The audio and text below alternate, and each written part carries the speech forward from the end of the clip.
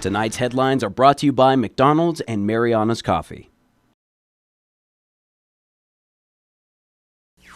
Tonight on the Channel 2 News, a local sex worker is arrested after she takes cash, credit cards, and food stamps from her customer at gunpoint. Also tonight, patriotic airline workers pitch in and create a moving tribute to service members headed home.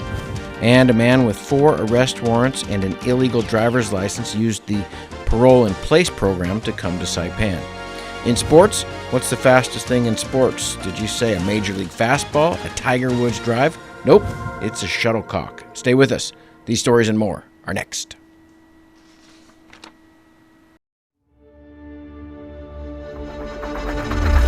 What's the move? Kinda wild out.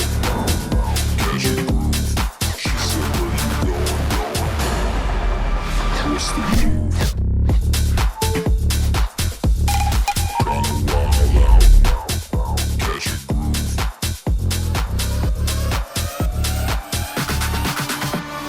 What's the move?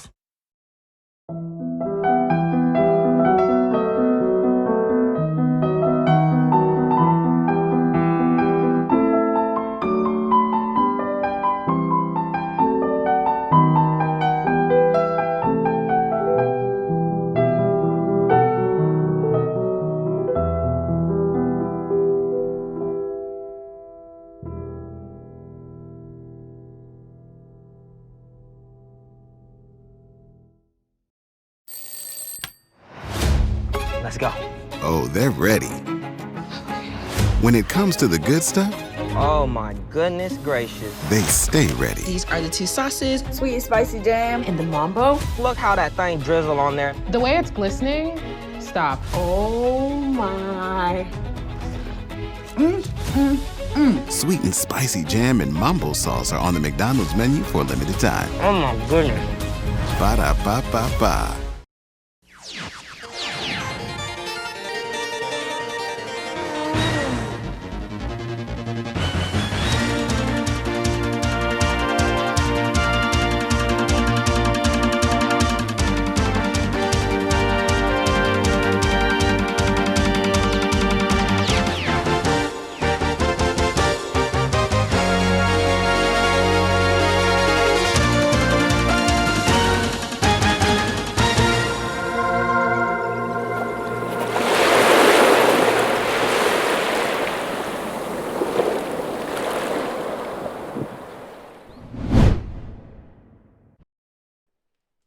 A 22-year-old sex worker has been arrested after robbing her customer at gunpoint at a San Antonio beach. Juanita Villanueva appeared in court this morning. The victim told police that he and Villanueva were parked at the northernmost section of San Antonio Beach, and that during the act, a black SUV with 2 associates of Villanueva pulled up behind his car, and a man and a woman approached the car with a gun, pointed it at his face, and demanded money. The victim told police that Villanueva regularly exchanges sexual favors for cash. The victim told police that the perpetrators got away with about $300 in cash, food stamps, a credit card, driver's license, and social security card.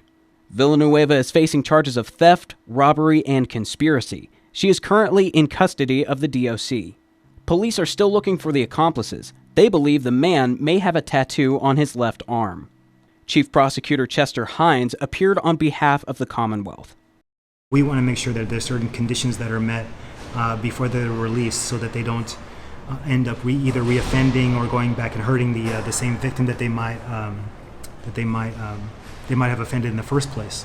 So, generally in a case like this, we ask that bail be maintained, and sometimes depending on the crime, we ask that bail be increased. Judge Camacho set a cash bail at $50,000. Villanueva is scheduled to next appear in court for a preliminary hearing on October 30th.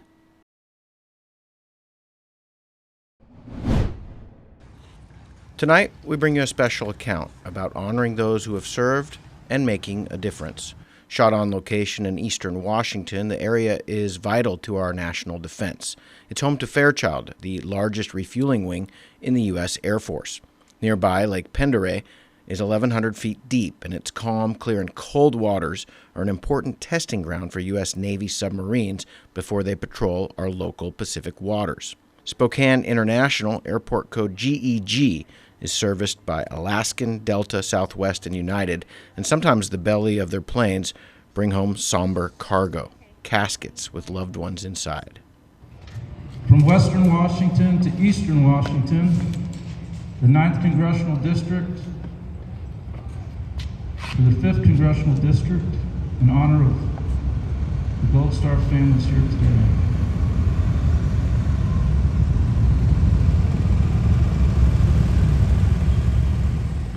In 2011, a group of Alaska Airlines employees took note of the way some fallen military personnel were being transported on the way to their final resting place.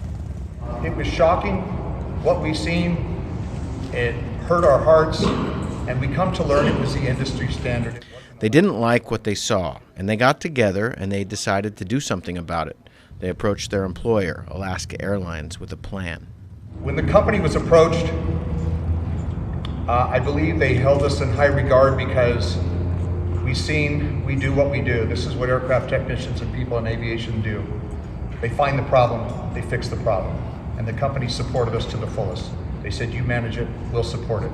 And to this very day, 15 carts in, this is number 15, they support every aspect of what we do. The Alaska Airlines Fallen Soldier Program was soon founded to provide proper Department of Defense protocols for handling and transporting fallen military service members for their last trip home. There aren't any speeches. You don't need to be. No one says anything. We all know why we're there. We all know what sacrifices were made because it's real. There is that coffin, fallen service member right in front of us. The maintenance team donated their time and skills and soon began building fallen hero carts that are used at airports to appropriately transport those who have served.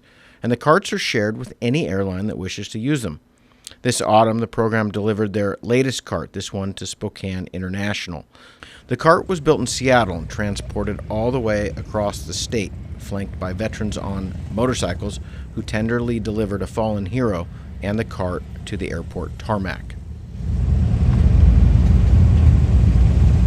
On behalf of the citizens of Spokane, I just want to thank the Alaska Airlines maintenance employees and all the volunteers who helped build this cart, and all of you who helped transport it from Seattle to Spokane. We are grateful for your work, for your volunteerism, and we are grateful for all of you and your service to this great country. Thank you so much. This marks the second cart delivered this year and the 15th overall. Carts are custom designed to transport the remains of the deceased with respect and honor to and from the aircraft. And each cart is unique to the area. The Spokane cart features the Spokane skyline and the Washington state flag. The company commemorated the day with a short and solemn ceremony.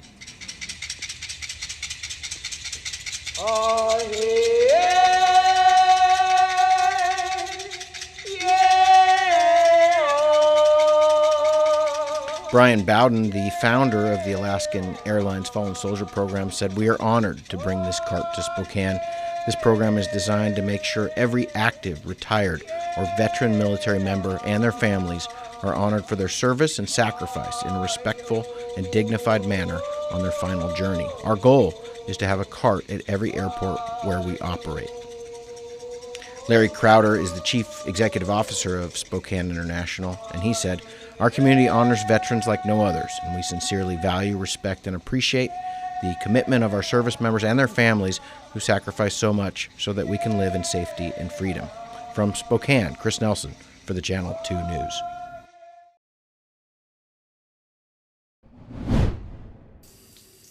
The EPA says that a potentially dangerous chemical is known to contaminate the CNMI's water. Representatives from the Environmental Protection Agency met with CUC this week to discuss issues on a range of topics, including the contamination of PFAS or PFAS in the CNMI's water. Polyfluoroalkyl substances, better known as PFAS, are a type of chemical used in a range of industry and consumer products, usually found in hydrophobic or water-resistant materials. Hallie McManus, an environmental engineer for the EPA, says the EPA is concerned with the contamination in the CNMI.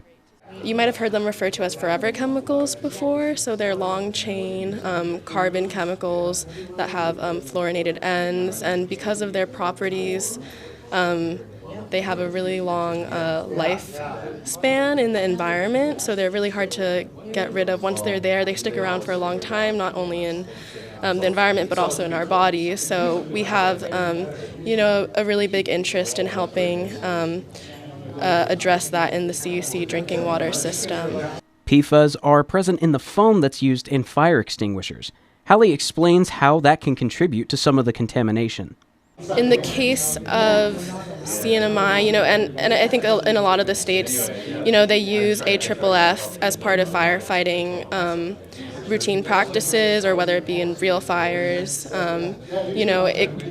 whether that's on a runway and it gets into the stormwater system, or it runs off into permeable surfaces, and then it gets into the groundwater system. That's how it contaminates the aquifer in a lot of cases.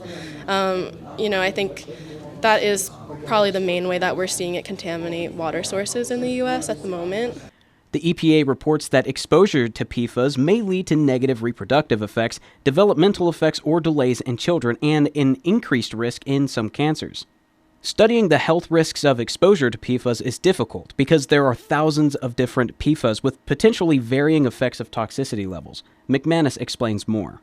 There are a lot of studies on, there are at this point probably 100 plus different PFAS contaminants. There's long chain and short chain, and there's a lot more research on the longer chain contaminants because they do tend to have a longer residence time in the body. There's, with a lot of epidemiological studies, it's not super conclusive, right? But various different cancers have been associated with it. I think a lot of different issues with like birth defects, things like that, have been associated with it. But nothing is conclusive, right? It's still, EPA has a lot of resources that talk about the various different health impacts that are suspected. But it also depends on which PFAS you're looking at. In a test that the EPA conducted in 2012, they found that the CNMI had some of the highest levels of contamination in the country. So during UCMR 3, which is EPA's unregulated contaminant monitoring program, CUC had concentrations of 7,000 ppt, which at the time I think were the highest or one of the highest in the nation. I think there's been a lot more sampling done, though, since then. So I can't speak to, that was how many years ago? 2 cycles of UCMR ago, 10 years ago at least, maybe a little less. But at one point they were the highest in the nation, or one of the highest? It's hard to say. I mean, from that program, yes, but not every water system was sampled in that program. There's, that's like a small subset of all water systems in the U.S., and, it doesn't include... there's definitely areas of contamination, whether that be at a DoD site or, another airport or something that aren't, may not be directly related to a water system that was sampled in that study. So it I can't say that it was definitively, but of the ones that were sampled, it was at the top of the list. This contamination is measured in parts per trillion, or PPT. 1 PPT equals about a nanogram per liter. In 2022, a study showed that the drinking water in Saipan has, at the highest concentration, around 47 ppt. This is below the regulated amount that is considered safe to drink in the CNMI, which is 70 ppt. Monroe, New Jersey has the highest amount in the nation at 82 ppt. McManus says that the EPA is working with the CUC to address the issue in the CNMI. There's various different ways to treat for PFAS. Something that a lot of water systems have been using is GAC, which is granular activated carbon. So the water will go through a vessel with this media. It kind of looks like little pieces of small dark coal, kind of almost.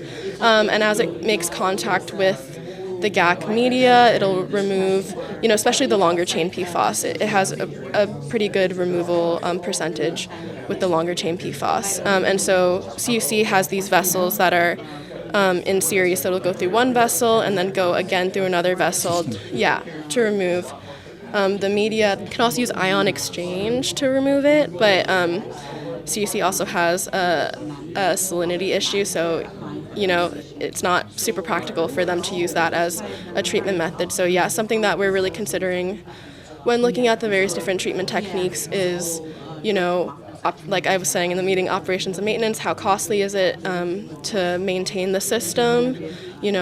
What any treatment that you have, there's going to be some sort of residual that you have to deal with that's going to be contaminated with that chemical that you have to then address accordingly. So yeah, it's a very multifaceted issue that we're trying to look at from all different perspectives. Fast, fun, and easy. That's how your home Wi-Fi should be. So start with an internet plan that fits your budget. Introducing your home Wi-Fi starter pack, also known as WISP. Enjoy up to 25 megabits per second for as low as $35 a month. Plus, a free router with your wireless subscription. That's hours of movies, games, social media, and more endless fun. Get your Wi-Fi starter pack today only at Docomo Pacific. Better together. Additional conditions may apply.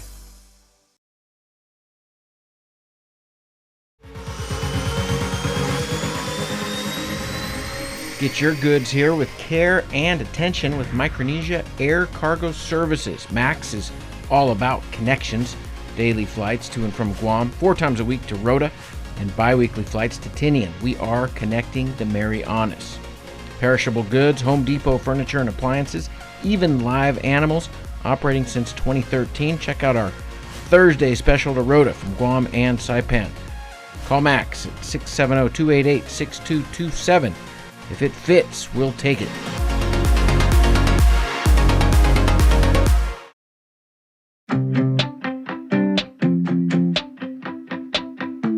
One of the best addresses in Saipan has office space available now, right in the heart of things. The Marianas Business Plaza offers reasonable rates and can help build to suit your needs. You'll love the central location, just 15 minutes from the airport and 10 minutes from Garapan. Ample and covered parking keeps your vehicle close and protected. 2 restaurants for easy access, lunch, dinner and business meetings. Building security and 24-hour access to your office. Backup generators, so you can run your business in all weather. And 3 elevators mean easy and convenient access. It's the address in Saipan, the Marianas Business Plaza.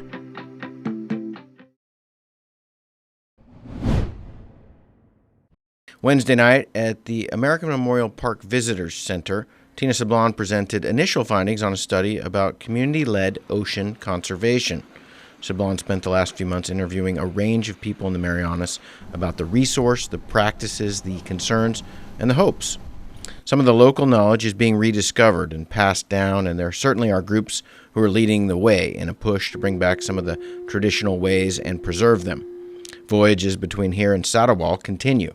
Canoes based on ancient designs are being recreated, and master navigators are leading the way, venturing on traditional routes with sometimes untraditional experiences. My very first experience when I took it upon myself to leave Saipan and visit our ancestral homeland for the very first time with my brother Ma Pielu. Although he have coached me several months before we depart Saipan. And even with that, man, I thought I was gonna die. But there is concern that we are wasting opportunities too. Knowledge is being passed on in an uneven way, and there is very little tailored curriculum in schools to learn about some of these important natural, local, and readily available resources. One that comes to mind that does come up a lot in the interviews as well as in the surveys was people would like to see us all doing a better job of educating our young, and starting from a very early age. It's kind of amazing how many of our students go through the system and never really get an opportunity to learn in their environment about their environment. Sablon found some differences in her study. Guam respondents were more concerned about military activity and its effect on the ocean environment. Women were more concerned about plastic waste in the ocean. Men more concerned about fish resources. One thing that all groups had in common was a concern over climate change and education. I heard everything from like traditional seafaring and traditional knowledge, ecological knowledge, should be incorporated in the curriculum. And like kids can learn so much about their environment, about the stars, about the tides, about the fish, about building boats, about resiliency and climate change. Like all of these incredibly valuable lessons and life skills are taught in seafaring, but they're not taught in our schools yet, not yet, right? And so we take maybe North American curriculum, which they don't even have these resources that to design education around, and maybe that's something we need to add to. Yeah, I mean, you know, it's some of it is like just really like a very basic level of knowledge, right? So like about our local environment. So, you know, and even for myself, even for like the college students that I've interacted with, they said that they didn't learn about marine sciences. They didn't learn about the coral reefs. They didn't learn about the wildlife of the Marianas, or even that there is this whole chain of northern islands, right, that with incredibly rich ecosystems. But they did learn about North American, you know, national parks and the seasons, the 4 seasons, and you know, and it's such a contrast from, you know, like some of the master navigators that I spoke to when they talked about their own education growing up in these villages, right, and in the Caroline Islands, and as very young children being immersed in their natural environment and having to learn from a very, very early age about the seas and the land and the plants and the fish, right? And that was just part of their upbringing. And you know, I do see like in the public school system, I was kind of going through the science curriculum and the standards that get taught in our schools, and there really isn't like a whole lot of resources available to teachers to teach in the classroom and in the field about our marine resources. Chris Nelson for the Channel 2 News. Okay, folks, this is the weather clip of the week, and it comes to us from the coastal waters of Guam. Our Guam-based reporter, Yoshie Kramer, who is more of a friend than a coworker, which actually is more cost-effective, but that's beside the point.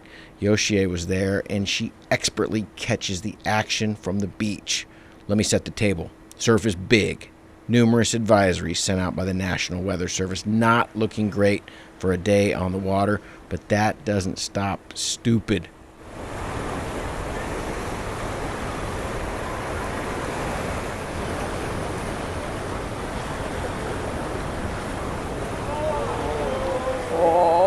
With a little push to full throttle at the last second, he makes it with a little run and gun, shake and bake.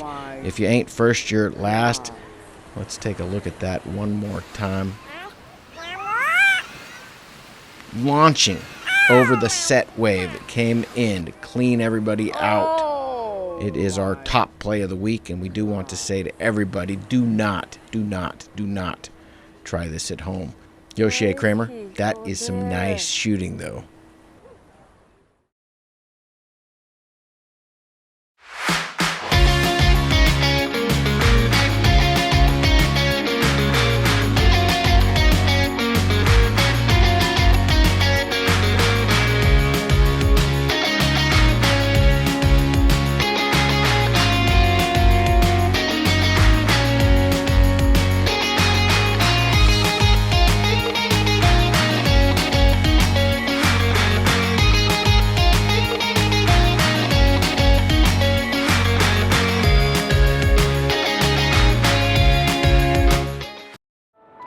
At one of Saipan's beaches, this mother lays about 100 eggs under the cover of darkness. She hides her nest as best she can and then slowly makes her way back to the ocean. The eggs hatch and the babies head for the sea, where they will face a daily dose of danger. Just 1 in 1,000 will make it to adulthood. Those that do will one day lay their own eggs.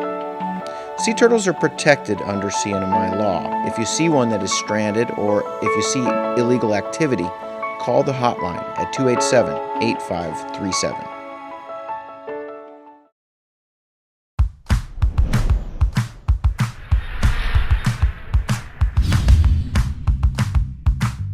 Hi, I'm Dre, one of the personal trainers here at Goat's Gym, and today we're going to go over the kettlebell deadlift. fantastic exercise to build overall strength, particularly in the legs and hips. Remember, we want to make sure that our setup is in good position. If you set up in a bad position, it's not going to look good and it's certainly not going to feel good. So a common error setup is obviously a rounded upper back. 2 simple ways of correcting that. All I'm going to have Vince do here is extend his arms up here, and all he's going to do is think about reaching long and pushing his hips back. Reach long and push your hips back. So as you can see, he's already in good position. Now all he's going to do is grab that kettlebell. He's got tension in his legs and in his back. All he's going to do is just stand up tall, finish with his glutes.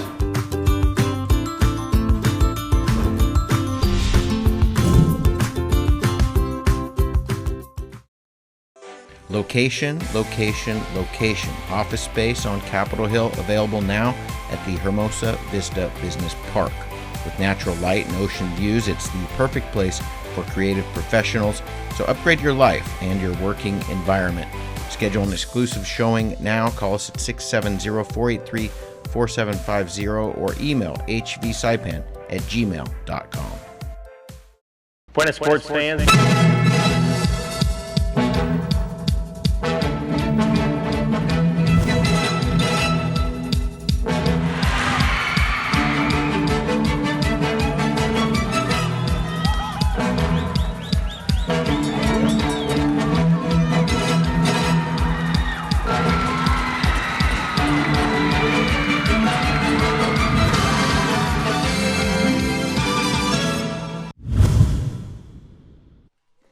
A 10-day badminton training camp is underway for the junior players in the Marianas.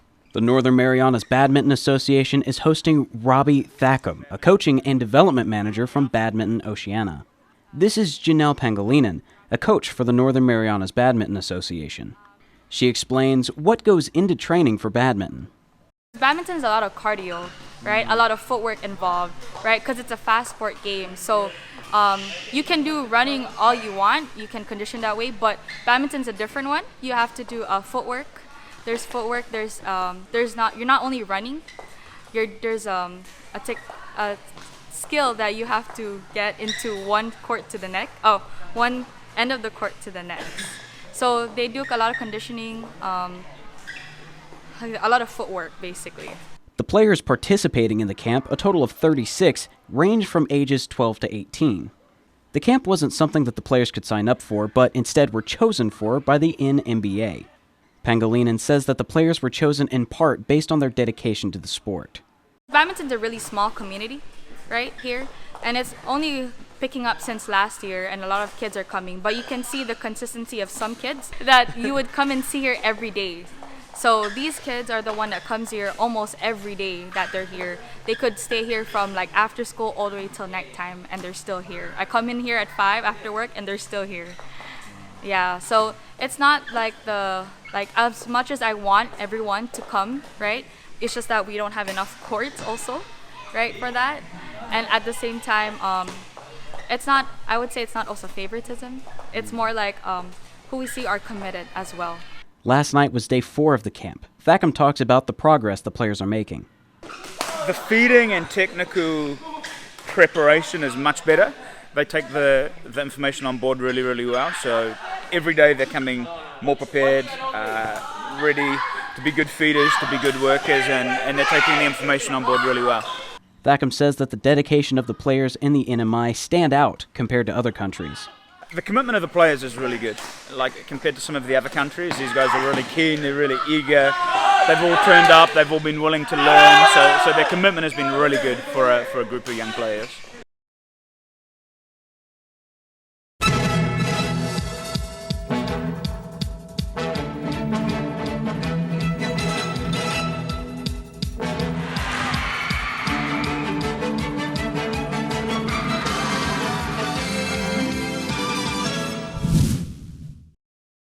Fast, fun, and easy. That's That's how your home Wi-Fi should be. So start with an internet plan that fits your budget. Introducing your home Wi-Fi starter pack, also known as WISP. Enjoy up to 25 megabits per second for as low as $35 a month, plus a free router with your wireless subscription. That's hours of movies, games, social media, and more endless fun. Get your Wi-Fi starter pack today only at Docomo Pacific. Better together. Additional conditions may apply.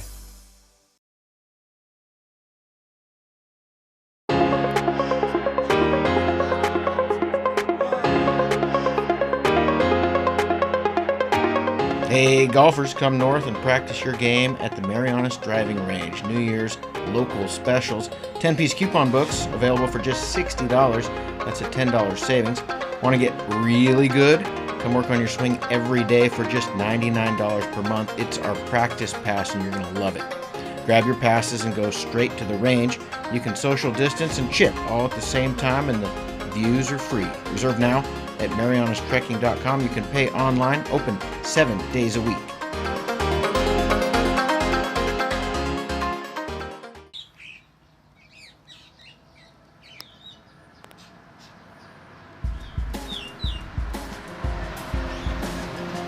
Taking a look at our weather, tonight will be partly cloudy with isolated showers. East winds 10 to 15 miles per hour with lows around 79 and a 20% chance of showers. Saturday, partly cloudy with isolated showers.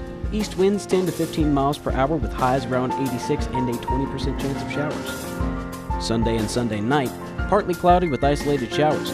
Northeast winds 10 to 15 miles per hour with highs around 87, lows around 79, and a 20% chance of showers. High tide will be 2 feet at 9:40 this evening before going down to negative 0.2 feet at 6:02 a.m. tomorrow morning. High tide tomorrow will be 2.1 feet at 2:16 tomorrow evening.